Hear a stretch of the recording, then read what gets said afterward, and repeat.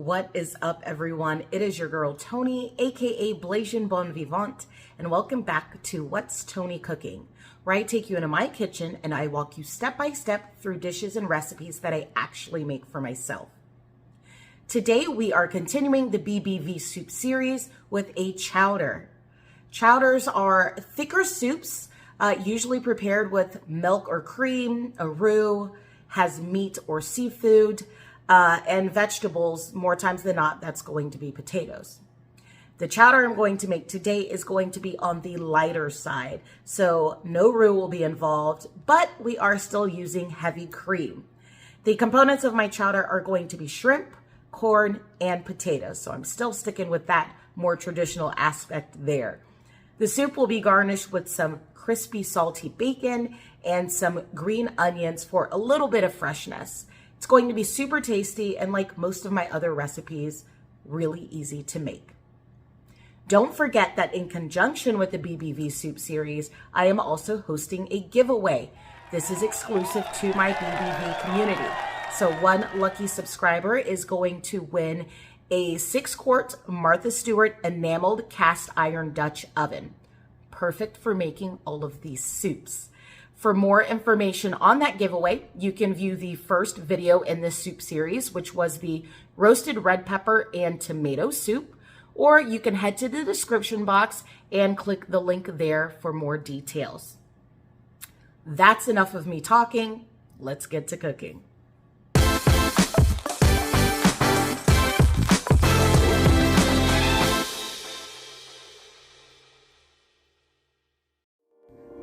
Start by cooking your bacon pieces in a large pot over medium heat. Cook until brown and crispy, remove with a slotted spoon, and drain on a plate lined with a paper towel. The bacon is actually your garnish, but the bacon grease or fat is going to add more flavor into your chowder. In the same pot, add your cut up shrimp, peel it, devein it, chop it into bite-sized pieces, toss it in the pan with salt and pepper, and cook until they turn just opaque and pink. You want to be careful not to overcook your shrimp because they will be added back into the chowder at a later time. Remove the shrimp from the pot and set aside. Oh yeah, don't forget to like, comment, and hit that subscribe button. The next step is to actually add butter to the pan, but I forgot to do that first, but you'll see I'll add it in later. After that, you'll add in your diced onions and cook until soft and translucent, about 5 to 7 minutes. Add in your garlic and cook for about another minute more. Next, it's time to add in your seasoning. Smoked paprika, dried oregano, crushed red pepper flakes. Stir that so that your seasonings don't burn. Toss in a few sprigs of fresh thyme and a bay leaf. I am making a smaller portion of the soup because I'm only cooking for myself, but the full recipe with measurements and full ingredient list is on my blog, and I will link that in the description box below.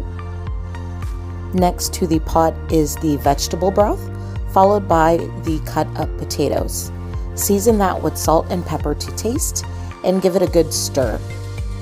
Cover the pot with a lid, reduce the heat to medium-low, and let that simmer for about 10 minutes or until your potatoes are tender.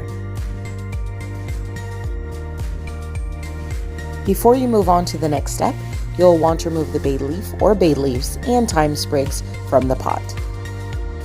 Now it's time to thicken the consistency of the soup. You'll do this by removing about 1/4 to 1/3 of the soup from the pot and blending it. I'm using an immersion blender. You could also use a regular countertop blender for this. Once you have pureed that portion, add it back into the pot. As I mentioned in the intro, this is a lighter version of a chowder, but we are still using some heavy cream, so you'll want to add that to the pot next. Give it a stir and follow that with your frozen corn kernels. I prefer frozen to can, and fresh corn just isn't in season right now, so this is what we're working with.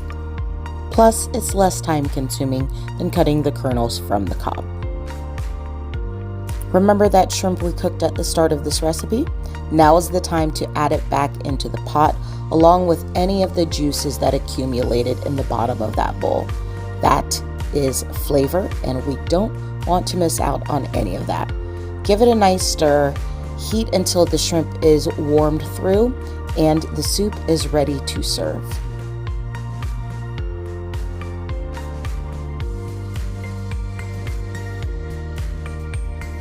Before you serve the shrimp and corn chowder, garnish it with some sliced green onions and some of those crispy bacon bits you cooked in the very beginning. And that's it. Another easy peasy recipe. I really hope that you give this a try and that you enjoy it. And don't forget to savor every bite because you deserve it.